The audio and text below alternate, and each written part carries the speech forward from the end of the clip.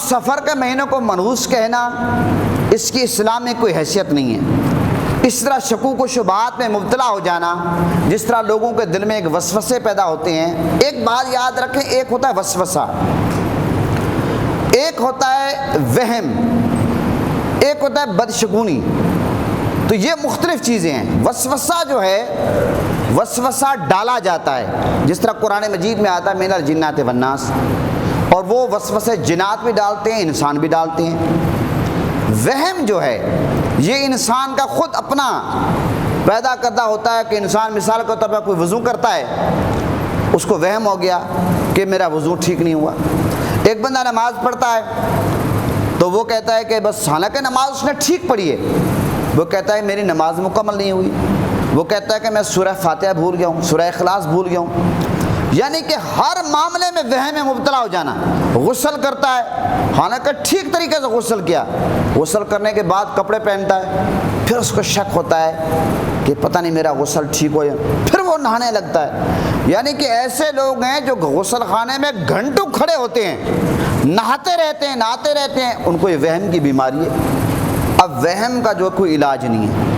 اور وسوسے جو ہیں، ایک تو انسان کو آپ کو پتہ ہے کہ جنات کی طرف سے آتی ہیں، پھر لوگ وسوسے ڈالتے ہیں، اس طرح بے تک کی باتیں ڈال دی کہ فلاں فلاں، جس کی شریعت میں کوئی حیثیت نہیں۔ یہ بات یاد رکھیں۔ اور وسوسے جو ہیں، آقا علیہ السلام کی جو امت ہے، ایک بات یاد رکھیں، اگر دل میں کوئی وسوسہ پیدا ہو، دل میں کوئی وسوسہ پیدا ہو، اس کو آپ زبان پہ نہیں لاتے، تو جب تک آپ زبان پہ نہیں لاتے، عمل نہیں کرتے، اس وقت تک آپ گناہ گار نہیں ہوتے۔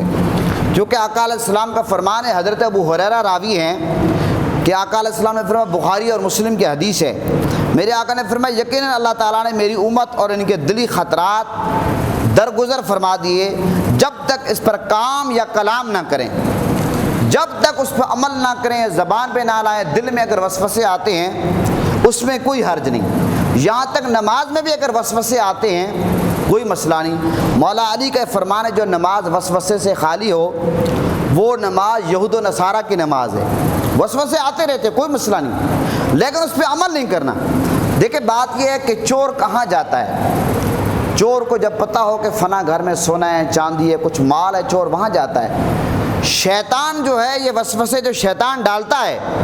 شیطان اس کو وسوسے ڈالتا ہے جس بندے میں دیکھتا ہے کہ یہ بندہ نیک ہے، یہ بندہ متقی ہے، یہ پرہیزگار ہے، شیطان اس کو وسوسے ڈالنے کی کوشش کرتا ہے، وسوسے ڈالنے کی کوشش کرتا ہے۔ تو لہٰذا وسوسوں سے نہیں گھبرانا چاہیے، اور لا حول ولا قوت اس کی تسبیح پڑھنی چاہیے، 21 بار ہر نماز کے بعد پڑھیں، اور اس کی وجہ سے ذہنی مریض نہیں بننا چاہیے۔ افسوس کی بات یہ ہے کہ وسوسوں کی وجہ سے اور مختلف چیزوں کی وجہ سے لوگ ذہنی مریض بنتے جا رہے ہیں، نفسیاتی مریض بنتے جا رہے ہیں، ساری رات نیند نہ آنا، ٹینشن میں آ جانا، پریشان ہونا، اور یہ اس چیز کی کوئی حیثیت نہیں ہے۔ صحابہ کرام آقا علیہ السلام کی بارگاہ میں حاضر ہوتے تھے، اور یہاں تک ایک روایت میں آتا ہے کہ صحابہ کرام نے عرض کیا، یا رسول اللہ، کہ حضرت ابن عباس راوی ہیں، آقا علیہ السلام کی خدمت ایک شخص آیا، بولا یا رسول اللہ، میں اپنے دل میں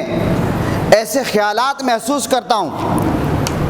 اگر میں ان کو بولنے لگوں، زبان پہ لانے لگوں تو جل کر میں کوئلہ ہو جاؤں۔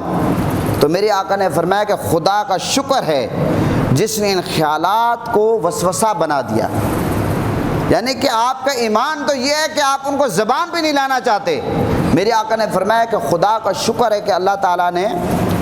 اس کو وسوسہ بنا دیا۔ اسی طرح ایک حدیث پاک میں یہ آتا ہے، آقا علیہ السلام کا فرمان ہے کہ صحابہ کرام حضور کی بارگاہ میں حاضر ہوئے کہ یا رسول اللہ، ہمیں ایسے وسوسے آتے ہیں، یہاں تک کہا جاتا ہے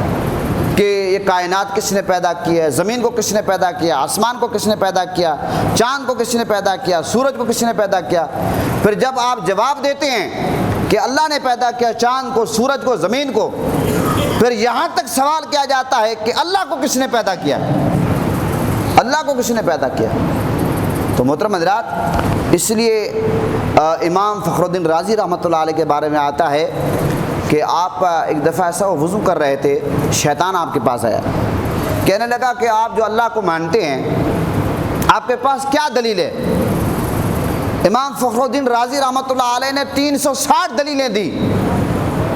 لیکن شیطان تو شیطان ہے، ہر دلیل کو اس نے رد کر دیا۔ تو آپ کے پیر و مرشد وہاں سامنے کھڑے تھے، نظر آ گئے، انہوں نے کہا راضی تو یہ کیوں نہیں کہتا کہ میں بغیر دلیل کے خدا کو ایک مانتا ہوں، بغیر دلیل کے خدا کو ایک مانتا ہوں۔ تو محترم حضرات، میرے عرض کرنے کا مقصد یہ ہے، یہ جو وسوسے آتے ہیں ان سے نہیں گھبرانا چاہیے، ان کا مقابلہ کرنا چاہیے، لیکن ان کو زبان پہ نہیں لانا چاہیے، ان کی وجہ سے ٹینشن نہیں لینے چاہیے۔ تو یہ جو سفر کا مہینہ ہے اس کو منحوس سمجھنا اور اس کے بارے میں مختلف خیالات کرنا، اس کی شریعت میں کوئی حیثیت نہیں ہے، یہ بات یاد رکھیں۔ آقا علیہ السلام کا فرمان ہے کوئی بیماری جو ہے وہ متعدی نہیں ہوئی، نہ بدفعلی کی کوئی چیز ہے، نہ الو کا بولنا کوئی چیز ہے، نہ ہی ماہ سفر منحوس ہے۔ یہ میرے آقا نے فرما دیا کہ سفر کا مہینہ جو منحوس نہیں ہے، لہٰذا یہ اس طرح کے خیال کرنا۔ امام زرقانی رحمۃ اللہ علیہ فرماتے ہیں اور علامہ بزاوی نے فرمایا کہ سفر کوئی چیز نہیں ہے، سفر کوئی چیز نہیں ہے، لہٰذا یہ جو خیال کیا جاتا ہے کہ سفر میں بلائیں اترتی ہیں، اس کی شریعت میں کوئی حیثیت نہیں ہے۔ اسی طرح اعلیٰ حضرت عظیم البرکت امام احمد رضا خان فاضل بریلوی نے لکھا ہے کہ لوگ یہ خیال کرتے ہیں کہ آقا علیہ السلام کہ جو میرے آقا کی طبیعت ناساز ہوئی، بیماری کا سلسلہ سفر سے شروع ہوا، تو کو لوگ کہتے ہیں کہ اس لیے معذلہ یہ جو مہینہ منحوس ہے سفر کا، اس کی کوئی حیثیت نہیں۔ اعلیٰ حضرت نے اسی طرح مولانا امجد علی خان صاحب نے لکھا، تمام بزرگوں نے لکھا کہ اس بات کی کوئی حیثیت نہیں۔ تو محترم حضرات، میرے کہنے کا مقصد کیا ہے کہ سفر کے مہینے کو منحوس سمجھنا، سفر کے مہینے کو منحوس سمجھنا، یہ سمجھنا کہ اس میں بلائیں اترتی ہیں، سفر کے مہینے میں یہ سمجھنا کہ شادی نہیں کرنی، گھر کا افتتاح نہیں کرنا، کوئی اچھا کام نہیں کرنا، یہاں تک بعض ایسے علاقے ہیں کہ وہاں رات کو آگ لگائی جاتی ہے کہ بھی بلائیں جل جائیں، اور یہ بالکل اس کی شریعت میں کوئی حیثیت نہیں ہے۔ اور یہاں تک کہ جب سفر کا آخری بدھ آتا ہے تو اس میں کیا ہوتا ہے، لوگ کہتے ہیں کہ نبی پاک صلی اللہ علیہ وسلم مدینہ پاک سے کہیں باہر تشریف لے گئے، اس بات کی کوئی حیثیت نہیں ہے۔ اور لوگ کہتے ہیں کہ نبی پاک صلی اللہ علیہ وسلم نے اس میں صحت کا غسل کیا تھا، حالانکہ آقا علیہ السلام کی جو طبیعت ہے، ناسازی کا سلسلہ شروع ہوا وہ سفر سے شروع ہوا اور ربیع الاول شریف میں آقا علیہ السلام کا وصال ہوا۔ تو محترم حضرات، ہم مسلمان ہیں، ہم آقا علیہ السلام کے ماننے والے ہیں، ہم یہ جو توہمات تو نفسیاتی معاملات ہیں، یہ وسوسے ہیں، یہ وہم ہے، اور یہ جو من گھڑت باتیں ہیں، ہمیں ان سے بچنا چاہیے۔ اور سب سے بڑا سوال یہ جو کیا جاتا ہے کہ اتنے اولیاء کرام بزرگان دین کا وصال اس مہینے میں ہوا کہ خواجہ شاہ سلمان توسی رحمۃ اللہ علیہ، پیر مہر علی شاہ صاحب رحمۃ اللہ علیہ کا وصال سفر میں ہوا، اسی طرح حضرت بہادر زکریا ملتانی، اسی طرح اعلیٰ حضرت عظیم البرکت امام احمد رضا خان فاضل بریلوی، بے شمار اولیاء کرام بزرگان دین ایسے ہیں جن کا یوم وصال سفر کے مہینے میں، عرس مبارک کی تقاریب سفر میں ہیں۔ تو لوگ کہتے ہیں کہ اتنے اللہ کے ولی چلے گئے لہٰذا یہ مہینہ منحوس ہے، یہ بات سرے سے غلط ہے، اس بات کی اسلام میں کوئی حقیقت نہیں ہے، کیونکہ ہمارا یہ عقیدہ ہے جو اللہ والے ہیں ان کا وصال ہوتا ہے، اور وصال کا مطلب اللہ سے وہ ملاقات کرتے ہیں، اور عرس کا معنی بھی ایک شادی ہے، تو عرس کی جو تقاریب ہوتی ہے آپ کو پتہ چراغاں ہوتا ہے، اور اس لیے ہم اس کو منحوس نہیں سمجھتے۔ اور اگر کوئی شخص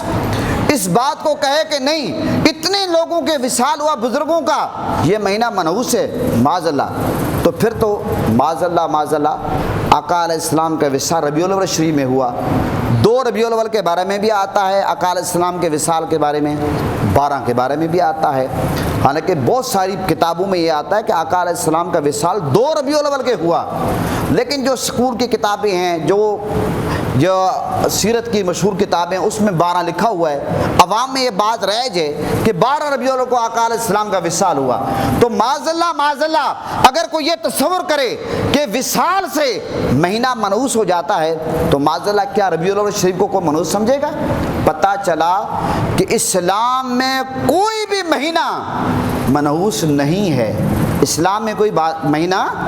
منحوس نہیں ہیں۔ سارے مہینے اسلام کے جو اللہ تعالیٰ کے دیے ہوئے مہینے ہیں، ہر دن برکت والا ہے، ہر رات برکت والی ہے۔ ہاں کچھ دن ایسے آتے ہیں، کچھ راتیں ایسے آتی ہیں، کچھ مہینے ایسے آتے ہیں جو بہت زیادہ بابرکت ہوتے ہیں، وہ بابرکت فضیلت والے ہوتے ہیں، لیکن اس کا مطلب یہ نہیں ہے کہ باقی مہینے کو منحوس بن گئے، معاذ اللہ، یہ تصور غلط ہے۔ اب رمضان شریف کا مہینہ ہے،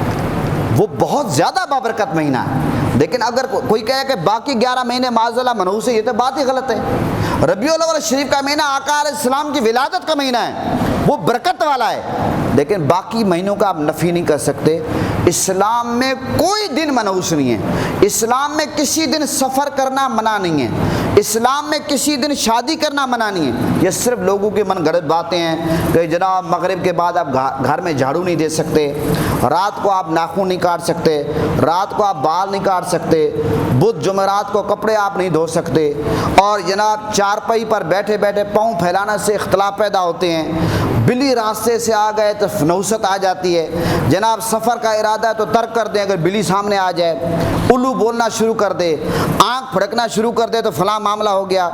اور اسی طرح کینچی یوں چلنے سے اختلاف پیدا ہو جاتے ہیں، صبح کو ناخوشگوار واقعہ کوئی ہو جائے تو پورا دن منحوس ہو جاتا ہے، اور اسی طرح جس مہینے میں کوئی عزیز فوت ہو جائے اس مہینے میں شادی کو بھئی برا سمجھنا، اسی طرح جناب کوئی فوت ہو جائے 40 دن پتہ نہیں لوگ پتہ نہیں کیا سے کیا کہتے ہیں کہ میت کے قریب نہیں جانا، اور نحوست آ جاتی ہے، میت کے کپڑوں سے نفرت کرنا، یعنی کہ میت کے کپڑوں سے، یہ ہماری سب اپنی باتیں ہیں۔ میت کے جیب میں جب باپ کے، والد کے، ماں کے، بھائی کے، عزیز کے پیسے ہیں، ان سے نفرت نہیں کرتے، موبائل سے نفرت نہیں کرتے، لیپ ٹاپ سے نفرت نہیں کرتے، گاڑی سے نفرت نہیں کرتے، گھر سے نفرت نہیں کرتے۔ بڑے سمجھدار لوگ ہیں، والد کے کپڑوں سے نفرت کرتے ہیں، والد کے جوتوں سے نفرت کرتے ہیں۔ یہ جتنی باتیں ہیں میں آپ کو حلفیہ طور پر کہتا ہوں، اسلام میں ان باتوں کی کوئی حیثیت نہیں ہے، یہ سراسر یہ من گھڑت باتیں ہیں۔ میں آپ کو دعوت فکر دیتا ہوں، خدا را ان باتوں سے نکلیں۔ پڑھے لکھے نوجوان ہیں، پی ایچ ڈی ہیں، ایم فل ہے، میں نے دیکھا ایم اے پاس ہیں، کالے دھاگے باندھے ہوئے ہیں، عجیب قسم کے لال دھاگے باندھے ہوئے ہیں، پاؤں میں زنجیریں باندھی ہوئی ہیں۔ اس چیز کا اسلام میں اس کی کوئی حیثیت نہیں ہے، لہذا خدا را اللہ کی ذات پر یقین رکھیں، اللہ کی ذات سے اپنا تعلق مضبوط کریں، اپنا ایمان مضبوط رکھیں، قرآنی آیات پڑھیں، اور یہ جو جہل بابے ہیں، ٹھگ قسم کے فراڈیا، بے نمازی، کتے نہلانے والے لوگ ہیں، جادوگر ہیں، جن نے لوگوں کو نفسیاتی مریض بنا دیا، جاؤ جناب ہاتھ دے رہے ہیں، قمیض کو ناپ رہے ہیں، جناب آپ سری لے کر آؤ قبرستان پھینکو، خون لے کر آؤ، ان چیزوں کے اسلام میں کوئی حیثیت ہی نہیں ہے۔ آپ جتنے بزرگوں کا عرس ہو رہا ہے، شیخ الاسلام حضرت بہاؤالدین زکریہ ملتانی کا آج عرس ہے، خواجہ شاہ سلمان توسوی کا عرس ہے، تب خواجہ آپ غوث پاک کو پڑھیں، خواجہ نور محمد ماروی رحمۃ اللہ علیہ، حضرت بہاؤالدین زکریہ ملتانی، خواجہ معین الدین چشتی اجمیری رحمۃ اللہ علیہ، شاہ نقشبند، جتنے اولیاء اور صوفیاء گزرے ہیں وہ سب عالم تھے، فاضل تھے، وہ دین کا درس دیتے تھے، حدیث کا، قرآن کا واعظ و نصیحت کرتے تھے، تبلیغ کرتے تھے، اسلام کو پھیلانے کا کام کرتے تھے۔ تو محترم حضرات، یہ سب آپ کے جیب سے پیسہ بٹورنے کا طریقہ ہے۔ آپ یقین کریں، بندے آتے ہیں دم کرانے، اگر آپ ان کو سیدھا سا دم کر دیں کسی کو یقین ہی نہیں آتا۔ صوفیاء اولیاء کا یہی طریقہ ہے، لوگ جاتے تھے، صوفیاء اولیاء ان کو دم کر دیتے تھے یا تعویذ لکھ کر دیتے تھے جو قرآن سے ثابت، قرآنی صورت، قرآنی الفاظ، حدیث۔ اب کیا ہے، جب تک آپ پنڈورا بکس کھول کر نہ بیٹھ جائیں، بندے کو کہیں آپ پہ جادو ہے، آپ پہ ٹونا ہے، آپ پہ سایہ ہے، اب اس وقت تک دکان ہی نہیں چلتی، اس وقت تک دکان چلتی ہی نہیں ہے۔ اور ایسے جہل لوگ یہ کام کر رہے ہیں، یقین کریں ان کو نماز کے فرائض کا پتہ نہیں، آپ حیران ہوں گے۔ خدا را ان چیزوں سے بچیں۔ سفر کا مہینہ کوئی منحوس نہیں ہے، میں نے وضاحت سے تفصیل سے بات کر دی ہے،